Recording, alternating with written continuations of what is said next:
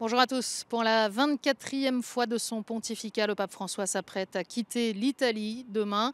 Il se rend en Irlande, 36e pays à recevoir sa visite, dans un contexte évidemment particulier, eu égard à l'onde de choc suscitée par les scandales de pédophilie aux États-Unis et à travers le monde.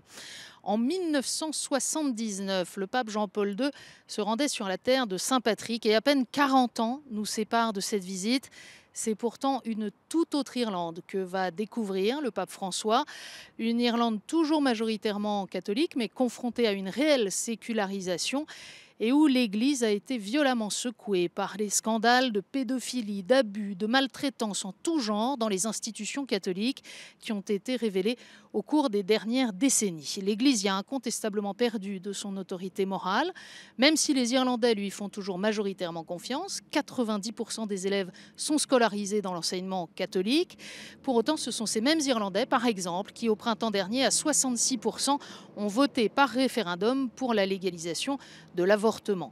Alors le pape François, à l'origine, vient pour conclure la rencontre mondiale des familles qui s'est ouverte en début de semaine à Dublin. Et sur ce sujet, c'est l'occasion pour lui de poursuivre son enseignement parce que son texte, Amoris Laetitia, est toujours sujet à de nombreuses interprétations, parfois contradictoires. Et le pape préfère donc poursuivre sa propre explication de texte, invitant à lire Amoris Laetitia depuis le début, dans l'ordre et en totalité, et en continuité avec le magistère de l'Église, comme il l'a écrit récemment à un théologien anglais. Le pape veut surtout donner un encouragement aux familles qui sont confrontées aujourd'hui à de nombreux défis. C'est ce qu'il a expliqué dans un message vidéo qui a été diffusé mardi soir lors de la soirée d'ouverture de la rencontre mondiale à Dublin. Il est à craindre toutefois que ce week-end, la question des abus prenne le pas sur tous les autres sujets, au moins au plan médiatique. Devant l'ampleur des crimes révélés par un rapport du grand jury de Pennsylvanie, dans un geste assez inhabituel, François a choisi lundi 20 août de publier une lettre du pape au peuple de Dieu. Il y réaffirme la volonté de l'Église de s'engager pour la protection des mineurs et des adultes vulnérables.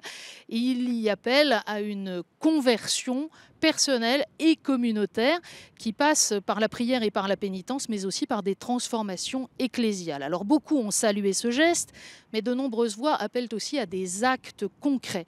Un texte serait en préparation pour réformer les procédures du droit de l'Église dans ces matières.